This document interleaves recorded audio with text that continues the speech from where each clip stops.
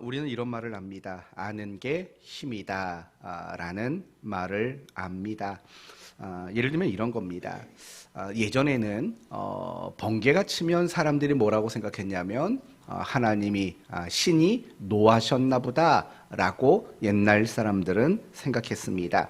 그러나 과학이 발달하면서 번개가 친다는 건 수증기를 머금은 구름에서 전기적 현상이 일어나는 거다라는 것을 알게 됩니다. 그때부터는 번개가 쳐도 사람들은 더 이상 두려워하지를 않았습니다. 아는 게 힘이다, 그런 의미일 겁니다. 그런데 반대되는 말도 있습니다. 아는 게 힘이다의 반대말이 뭘까요? 모르는 게 약이다 라는 말도 있습니다. 맞습니다. 어떤 일에 대해서는 차라리 모르고 넘어가는 게 낫다라는 의미입니다. 그렇다면 여러분, 아는 게 힘이 맞습니까? 모르는 게 약이 맞습니까? 어느 쪽이 맞는 말일까요? 사실은 둘 다 맞는 말인 것 같습니다. 어떨 때는 아는 게 힘이 맞는 거고 상황에 따라서 어떨 때는 모르는 게 약이다 라고 느껴질 때도 있습니다. 그러나 정말 중요한 것은 과연 성경은 뭐라고 말할까가 중요합니다. 성경은 아는 게 힘이라고 말할지 아니면 성경은 모르는 게 약이라고 말할지 과연 성경은 어느 쪽을 더 강조할까요? 당연히 성경은 아는 게 힘이라고 분명히 이야기하고 있습니다. 오늘 본문이 사실은 그런 이야기를 하는 겁니다. 오늘 본문 역시도 아는 게 힘이라고 말하는 겁니다. 더 정확히 말한다면 하나님을 아는 것이야말로 진정한 신앙의 능력이 된다라고 말하고 있는 겁니다. 그러므로 오늘 본문을 통해서 우리가 하나님을 알아가는 것, 그것이 왜 중요한 일인가? 하나님을 아는 것이 왜 우리에게 신앙의 힘과 능력이 되는가라는 이 부분을 함께 생각해 보려고 합니다. 그래서 이제 시작된 2월 한 달이 여러분 모두에게는 이런 목표가 설정되면 좋겠습니다. 하나님을 더 알아가기 위한 한 달, 하나님을 더 알아가기 위해서 노력하는 한 달. 그래서 여러분이 하나님을 더 많이 알아가게 되고 그것이 여러분의 신앙에 정말 큰 힘과 능력으로 경험되어지는 그런 2월이 되었으면 합니다. 오늘 우리가 읽은 본문의 내용은 크게 두 가지입니다. 이스라엘이 신앙에 실패했다. 그리고 그 이유가 무엇인가. 이렇게 두 가지를 오늘 본문은 우리에게 말해주고 있습니다. 먼저 14절 말씀을 보십시다. 14절을 보면 하나님이 이스라엘 백성, 여기서 말하는 이스라엘은 북왕조 이스라엘을 말하는 겁니다. 하나님이 이스라엘을 어디로 데려간다고 말합니까? 거친 들로 데려가겠다고 합니다.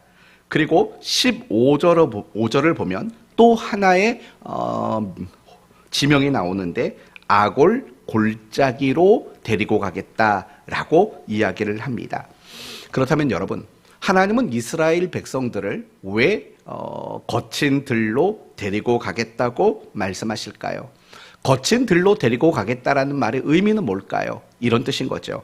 하나님이 그들에게 벌을 주시고 하나님이 그들에게 심판하시겠다라는 겁니다. 물론 여러분이 한 가지 아셔야 할 것이 있습니다. 하나님은 우리에게 결코 벌 주시는 분이 아니십니다. 물론 벌을 안 주시는 게 아닙니다. 정확히 말한다면 하나님은 우리에게 벌이 목적이신 분이 아닙니다.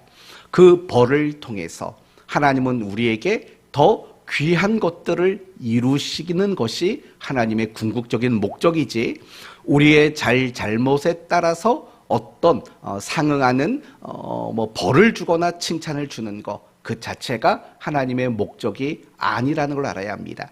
벌을 주더라도 그 목적은 우리를 사랑하셔서 우리 안에 만드시고자 하는 무엇인가 귀한 것이 있는 거고 우리에게 칭찬을 주시더라도 그 칭찬 자체가 목적이 아니라 칭찬을 통해서 우리를 더 하나님이 계획하신 온전한 자리로 이끌어 가시는 것 그것이 더 궁극적인 목적이라는 걸 우리는 알아야 합니다. 우선은 하나님이 이스라엘을 거친 들로 데려가시겠다라고 말하는 것은 그들을 꾸중하시겠다라는 겁니다. 그들에게 어떤 벌을 주시겠다라는 겁니다. 심판을 내리시겠다라는 겁니다. 그렇다면 하나님은 왜 이스라엘 백성들에게 이렇게 벌과 심판을 내리겠다라고 말씀하십니까? 그들이 무엇인가를 잘못했기 때문입니다. 다시 말한다면 하나님이 요구하시는 신앙에 그들이 실패를 나타냈기 때문에 그렇습니다. 그렇다면 과연 이스라엘 백성들이 가지고 있었던 신앙의 실패란 무엇입니까? 절기를 지키지 않았을까요? 아니면 하나님께 드려야 할 제물을 바치지 않았을까요? 결코 그렇지는 않았습니다. 이스라엘은 절기를 지켰고 하나님께 드려야 할 제물들도 역시 드렸습니다. 그럼 뭐가 문제입니까? 이런 게 문제인 거죠. 그렇게 하나님께 대한 어떤 종교적인 의식과 열심은 가지고 있었지만 하나님을 올바르게 섬기지는 못했다라는 겁니다. 다시 말하면 하나님을 섬기면서 더 나아가 그들은 무엇을 섬겼습니까? 우상을 섬겼던 겁니다. 그래서 16절 말씀을 보시면 여호와께서 이르시되 그날에 내가 나를 내 남편이라 일컫고 다시는 내 바알이라 일컫지 아니하리라 라고 말을 하는 거예요. 그들은 하나님을 섬기면서 바알을 섬겼습니다. 그러나 이 말은 사실은 여러분이 더 많이 생각해 봐야 될 의미가 담겨 있습니다. 무슨 말인고?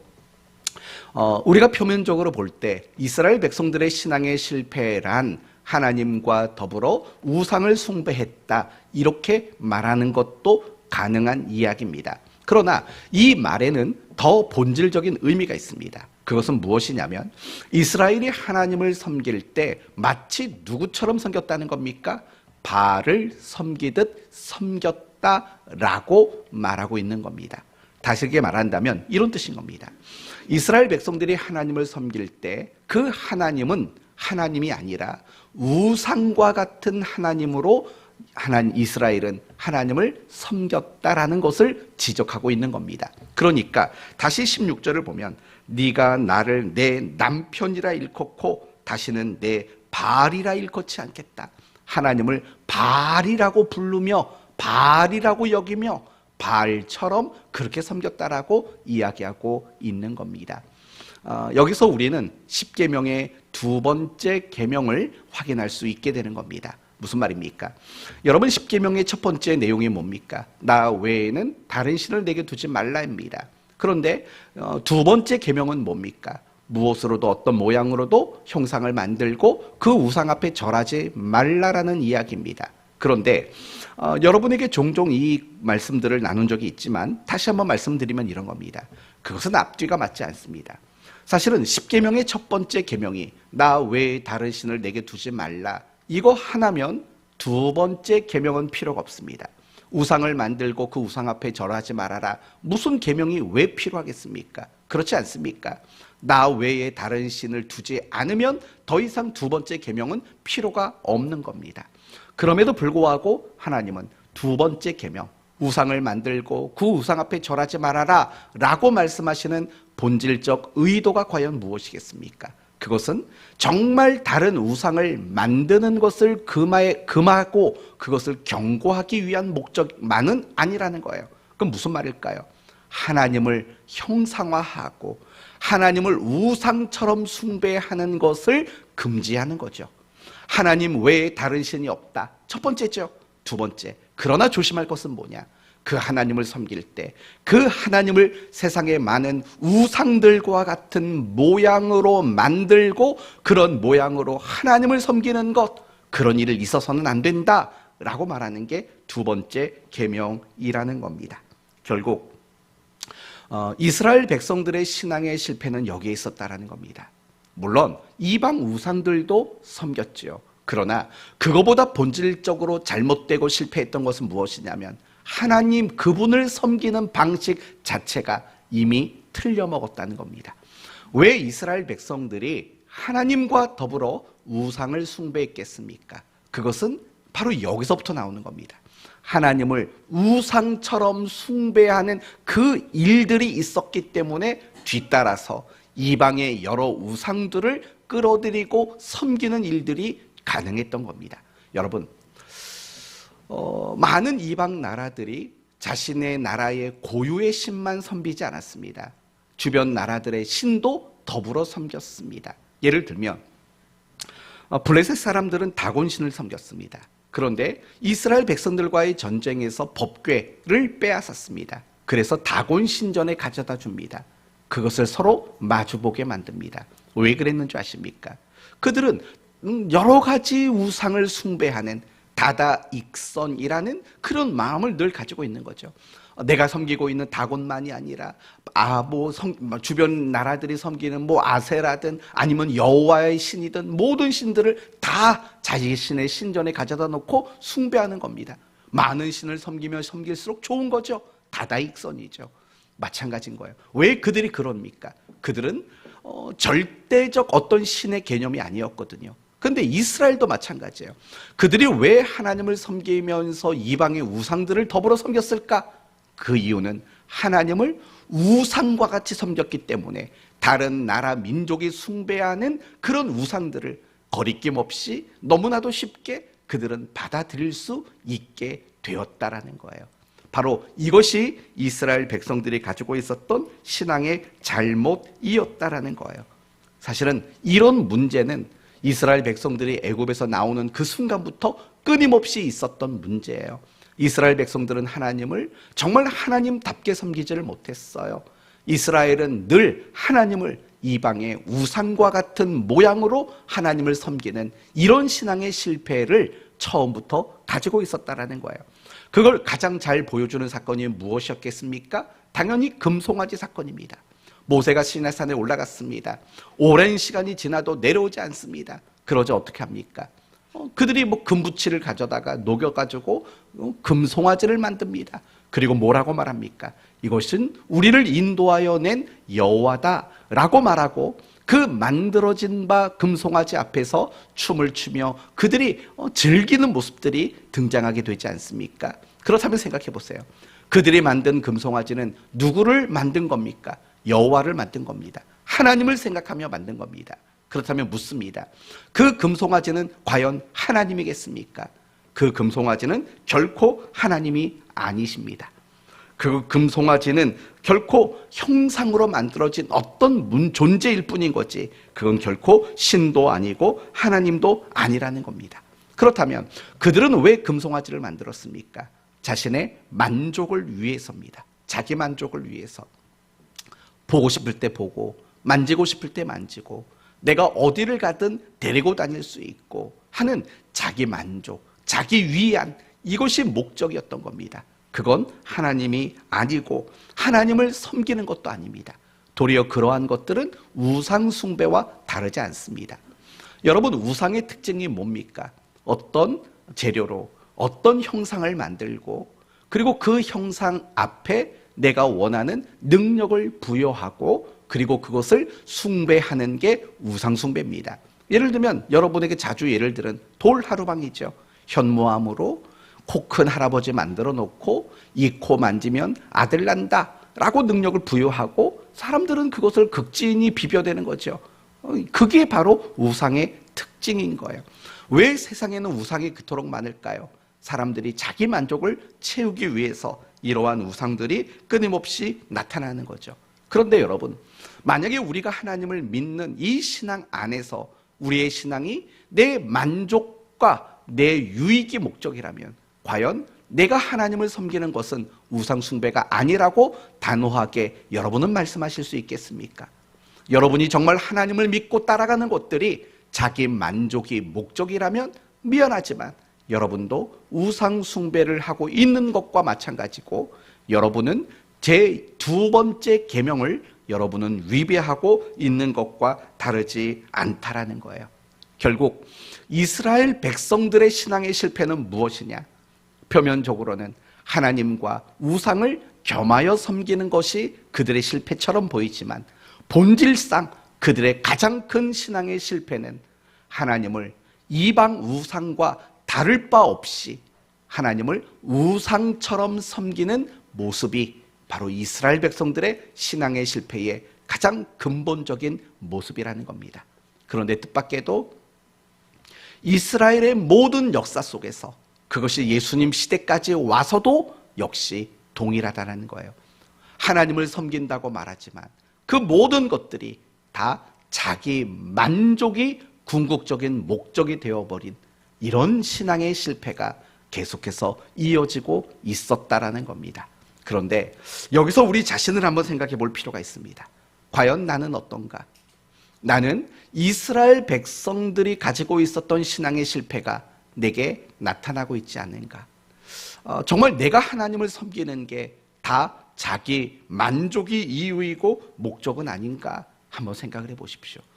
내가 돈이 필요할 때 돈 주시는 하나님, 내게 건강이 필요할 때 건강 주시는 하나님, 내가 외로울 때 위로해 주시는 하나님, 내가 지쳤을 때 나에게 힘을 주시는 하나님, 늘 내가 바라고 내가 원하는 대로 해주시기를 바라는 그런 신앙을 가지고 있다면 우리는 이 북왕조 이스라엘이 가지고 있었던, 그리고 이스라엘의 역사 속에서 끊임없이 반복되었던 그런 신앙의 실패가 우리 모두의 실패가 아니라고 말할 수는 없다는 겁니다. 오늘날 많은 그리스도인들의 가장 큰 신앙의 실패는 여기에 있습니다. 무엇입니까? 하나님을 우상처럼 숭배하는 겁니다. 하나님 우상에 빠져 있는 것이, 하나님 우상에 열심을 내고 있는 것이 오늘날 많은 그리스도인들이 가지고 있는 신앙의 결정적인 실패라는 사실을 알고 계십니까? 그 결과가 뭔지 아십니까? 사랑의 실패입니다. 용서의 실패입니다. 겸손의 실패입니다. 왜 이런 다양한 신앙상의 실패가 나오는 줄 아십니까? 이유는 간단합니다. 하나님을 우상처럼 섬겼기 때문입니다. 하나님을 우상처럼 섬겼다는 말이 뭐라고 그랬습니까? 자기 만족이 목적인 신앙을 말하는 겁니다. 내가 만족이 목적인 신앙이라면 어떻게 사랑에 성공할 수 있겠습니까? 용서에 성공할 수 있겠습니까? 겸손에 어떻게 성공할 수 있겠습니까? 예배, 기도, 이런 일들에 어떻게 성공이 일어날 수 있겠습니까? 자기 만족이 기준인데, 내가 만족이 있을 땐 예배에 나가는 거죠. 그러나 내가 만족이 없으면 예배는 두 번째 문제인 거죠. 내가 말씀을 볼 때 만족이 있으면 보는 거죠. 만족이 없으면 멈추는 거죠. 항상 자기 만족이 신앙의 이유인 신앙은 결국 많은 다양한 신앙의 실패를 만들 수밖에 없다는 것을 우리는 잊지 말아야 합니다. 사랑하는 성도 여러분, 우리는 하나님을 하나님답게 섬겨야 합니다. 하나님은 이방 우상들과 비교될 수 없는 분이십니다. 하나님은 하나님이신 겁니다. 우리는 하나님을 하나님답게 섬기는 이 일을 놓쳐서는 안 됩니다. 그것이 실패하면 우리는 각양각색의 신앙의 실패가 우리의 모습 속에 나타날 수밖에 없기 때문인 것입니다. 오늘 여러분 자신을 점검해 보십시오. 나는 하나님을 하나님답게 섬기는가? 아니면 내가 하나님을 자기 만족의 목적인 우상처럼 숭배하는 것은 없는가? 잘 점검해 보셔야 합니다. 그렇다면 이제 두 번째로 생각할 것은 이런 겁니다. 과연 북왕조 이스라엘은 왜 신앙에 실패했을까라는 이 부분을 우리는 생각해 봐야 합니다. 먼저 오늘 본문을 보시면 하나님이 이스라엘 백성들, 신앙이 실패한 이스라엘 백성들에게 회복을 약속하고 있다는 것을 보게 됩니다. 먼저 14절 말씀을 보십시오. 14절을 보면 그들을 어디로 데려간답니까? 어디? 거친 들. 그는 거기 가서 뭐 하시겠대요? 위로하시겠대요. 위로하시겠대요. 또 15절을 보면 아골 골짜기로 뭘 만드시겠대요? 소망의 문을 만드시겠대요. 또 16절, 그날에는 네가 나를 뭐라고 일컫는다고요? 내 남편이라고 일컫게 하시겠대요. 17절, 다시는 뭘 부르지 않게 하겠다고요? 바알의 이름을 부르지 않게 하겠다. 18절, 뭐가 없게? 네, 뭐 등등등 하면서 활과 칼을 꺾어 전쟁이 없게 하시겠다라고 이야기하죠. 19절에서 20절은 내가 내게 뭘 든다고요? 장가를 드시겠대요. 장가 가시겠대요. 우리에게. 21절, 그날에는 뭘 한대요? 응답하시겠대요. 22절, 땅에는 곡식과 포도주와 기름에 응답하고 뭐 이런 얘기를 해요. 그러면서 23절, 내가 긍휼히 여기겠다. 내 백성이라고 하겠다. 여러분, 이 모든 구절에 나오는 게 다 뭔지 아십니까? 이스라엘을 회복시키겠다라고 말하는 거예요. 다시 말하면 이런 뜻인가요? 이스라엘 백성들이 가지고 있었던 신앙의 실패, 그 이유를 찾아서, 그 원인을 찾아서 해결하고 그 실패를 다시 고쳐서 이스라엘을 내가 다시 바르게 세우겠다. 바로 이 이야기가 오늘 본문의 내용인 거예요. 이제 그러면서 이 이스라엘 백성들이 신앙에 실패한 결정적인 이유가 무엇인가를 우리에게 소개하고 있습니다. 그게 뭐냐? 하나님을 알지 못했기 때문이라고 말해요. 20절 말씀을 한번 보시겠습니까? 20절을 보면 진실함으로 내게 장가들겠대요. 그 이유가 뭐냐면 네가 여호와를 알리라 라고 말을 하는 거예요. 그리고 23절 말씀을 보시면 마지막에 그들은 이르기를 주는 내 하나님이시라 하리라. 주는 내 하나님이시다 하리라 라고 말하고 있다는 거예요. 결국은 여러분, 이스라엘 백성들이 하나님을 섬기는 일, 신앙에 실패했던 결정적인 이유가 뭐라고 말하는 거냐면 하나님을 올바르게 알지 못하기 때문이라는 거예요. 그래서 하나님은 그들을 거친 들로 데려가서 그들을 야단치고 그들을 꾸중하고 그들을 심판해요. 그래서 그 심판을 통해서 하나님이 우상과 다른 분이라는 것을 알고 참되고 유일하신 하나님이라는 사실을 내가 비로소 깨닫게 하겠다라고 말하는 거예요. 정말 중요한 것은 무엇이냐면 이스라엘 백성들이 신앙에 실패했던 이유, 그것은 하나님을 알지 못했기 때문이라는 거예요. 이스라엘의 역사 속에서 하나님을 섬기는 신앙의 실패가 나타난 이유 역시도 마찬가지인 거예요. 하나님을 알지 못했기 때문인 거예요. 그래서 호세아 선지자가 자기 백성들에게 그토록 외쳤던 메시지가 뭔 줄 아십니까? 호세아서 4장 6절 보시면 내 백성이 하나님을 아는 지식이 없어서 망했다라고 말합니다. 그리고 호세아서 6장 3절에서는 이렇게 말합니다. 우리가 여호와를 알자, 힘써 여호와를 알자라고 말을 하는 거예요. 하나님을 알지 못하는 것, 바로 그것이 신앙을 실패하도록 만드는 가장 본질적 이유였다라는 거예요. 사랑하는 성도 여러분, 하나님은 항상 자기가 어떤 분인가를 밝히시는 분이세요. 항상 내가 어떤 분인가를 밝혀요. 나는 여호와라. 나는 스스로 있는 자다. 하나님은 항상 자기 자신을 스스로 먼저 밝히신다고요. 여러분, 이런 걸 생각해 보시겠습니까? 하나님이 애굽 땅에 종로를 타던 이스라엘 백성들, 그들을 해방시키기 위해서 몇 가지 재앙을 내리십니까? 10가지 재앙을 내리십니다. 뿐만 아니라 애굽 땅에서 나온 이스라엘 백성들을 위해서 홍해 바다를 가르십니다. 그렇죠? 그럼 물어봅시다. 아니, 왜 하나님은 이스라엘 백성들을 해방시키기 위해서 10가지 재앙을 동원했을까요? 한 번에는 안 되나요? 한 번에는 그들을 건져낼 능력이 없으셨을까요? 그렇지 않을 건 분명하지 않습니까? 그런데 왜 10번에 걸쳐서 그들에게 재앙을 내리시고 그 10번의 반복되는 재앙을 통해서 이스라엘을 해방시키셨을까요? 그 이유는 무엇일까요? 그것은 이스라엘 백성들을 위해서예요. 무슨 말입니까? 이스라엘 백성들에게 하나님이 어떤 분인가를 알게 하시기 위한 게 목적인 거예요. 홍해 바다를 가르실 만한 일들을 왜 만드셨어요? 그냥 애당초 애굽 군대가 쫓아오지 못하도록 그냥 싹 쓸어버리면 되잖아요. 왜 굳이 홍해를 가를 만한 일들을 만들어내셨을까요? 그것 역시도 하나님은 이스라엘 백성들에게 자기가 어떤 분인가를 알도록 만드시기 위함이에요. 그래서 이 이야기가 출애굽기 6장에는 이렇게 이야기돼요.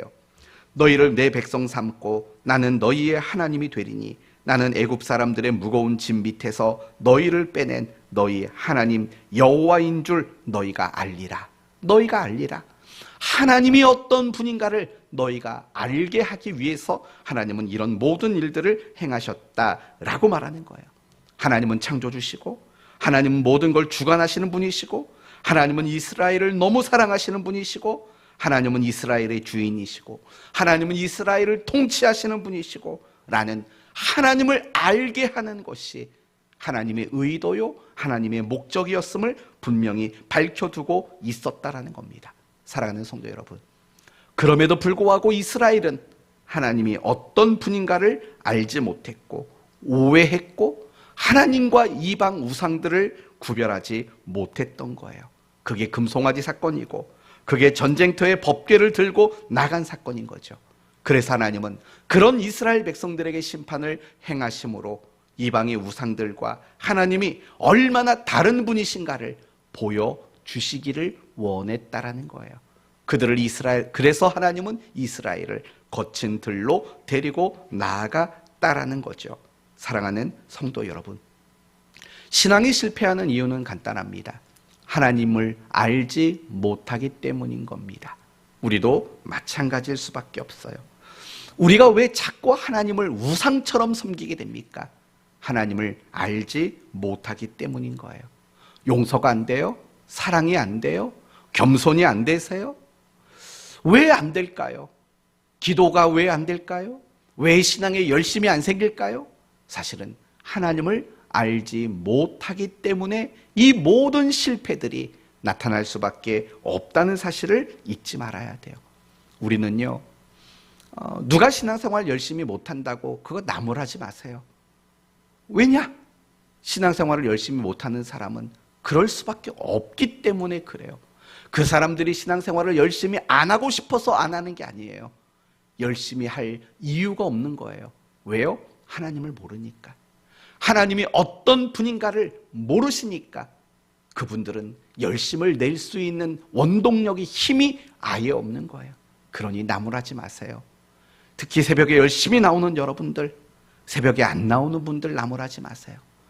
수요 예배 열심히 나오는 분들, 수요 예배 안 나오는 사람들 나무라지 마세요. 주일 오후 예배 열심히 나오는 분들, 주일 오후에 안 나오는 분들 나무라지 마세요. 그들이 하나님을 더 많이 알아가기를 위해서 묵묵히 기도하십시오. 그것 말고는 다른 방법이 없어요. 아무리 말을 하고 아무리 이야기해도 하나님을 알지 못하면 그 어떤 신앙의 성공도 일어날 수 없는 거거든요. 여러분, 한번 그거 생각해 보시겠어요? 하나님은 이스라엘 역사 속에 얼마나 끊임없이 선지자들을 보냈는지 여러분 아시지 않습니까? 그런데 그런다고 해서 이스라엘 백성들이 달라졌습니까? 안 달라졌습니다. 예수님 당시까지도 이스라엘은 달라지질 않았다고요. 왜요? 하나님을 모르니까. 그런데 예수 그리스도가 이 땅에 오시고 비로소 하나님이 어떤 분이신가를 밝혀내고 드러내신 이후에 사람들은 달라지기 시작했지 않습니까? 우리는 여기에 초점을 두셔야 합니다.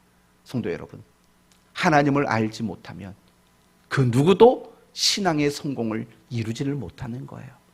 누구도 신앙생활을 열심히 할 수 없다는 사실을 우리는 알아야 돼요. 이렇게 말하면 될 것 같아요. 하나님을 아는 만큼 밖에는 우리는 신앙을 수준을 가질 수 없게 된다라는 걸 우리는 알아야 돼요. 그러므로 성도 여러분, 우리의 신앙의 목표는요, 다른 게 아니에요. 우리의 신앙의 목표는 하나님을 알아가는 거예요. 하나님을 알아가는 것이 우리의 신앙의 이유이고 우리의 신앙의 본질이고 우리의 신앙의 목표라는 사실을 잊지 말아야 하는 겁니다. 그러면 하나님이 오늘 우리에게 또 2월을 시작하는 우리에게 무엇을 요구하실까요? 당연히 하나님을 알아가기를 요구하실 거예요. 이건 여러분의 평생 숙제예요. 여러분 지금까지 하나님이 어떤 분인가를 나름대로 많이 알고 계셨을 겁니다. 그런데 중요한 것은 무엇인지 아세요? 아직도 여러분은 하나님을 알아야 할 것이 너무나 많은 분이라는 거예요. 어떤 유명한 목회자가 있었습니다. 제자가 그분의 임종 앞에 찾아왔다고 합니다. 그리고 물었답니다. 스승님, 목사님은 지금까지 수십 년 목회를 하셨는데 하나님을 얼마나 아셨습니까? 그러자 그분이 이렇게 말했다는 거 아닙니까? 태산에서 삽 한 자루 푼 거 밖에는 내가 하나님을 알지 못했다라고 말을 했다고 합니다. 저는 그 말이 과장이 아니라고 생각합니다. 이 자리에 있는 여러분도 수십 년 신앙생활하고 성경도 수십 번 읽으셨을 겁니다. 여러분이 신앙생활을 열심히 하는 분들입니다. 적어도 1년이면 설교를 한 500번은 들으실 겁니다. 새벽 예배까지 듣고 수요 예배 주일 오전 오후까지 다 하면 500번은 뭡니까? 그 이상 여러분은 설교를 들었을 겁니다. 설교를 500번 1년에 들었습니다. 10년이면 5,000번 들었습니다. 여러분 30년이면 여러분 15,000번을 척척 박사가 되지 않겠습니까? 그럼에도 불구하고 우리는 아직도 하나님을 아는 것이 너무 극히 미비하다라는 거 우리는 알 수밖에 없지 않겠습니까? 그러므로 성도 여러분, 멈추지 마세요. 난 하나님을 알아. 하나님은 이런 분이셔. 멈추지 마세요. 그게 여러분이 알고 있는 하나님의 전부가 아니거든요. 하나님은 정말 깊으신 분이세요. 그분은 오묘하신 분이세요.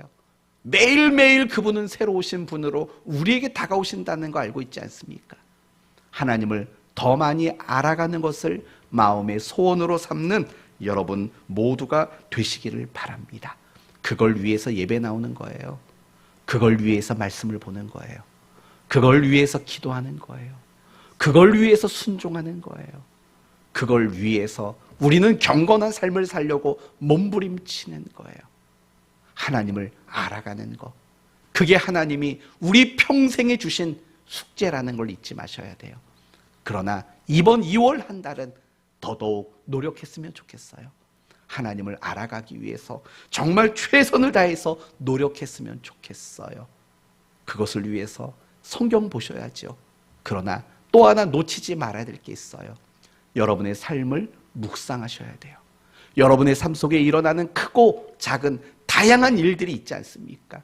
어떤 날은 내 자식이 말을 안 듣고, 어떤 날은 내 자식이 말을 잘 듣고, 어떤 날은 부인이 나를 자꾸 괴롭히고, 어떤 날은 남편이 나를 괴롭히고, 부부싸움하고, 뭐 이런 다양한 순간들이 있지 않습니까?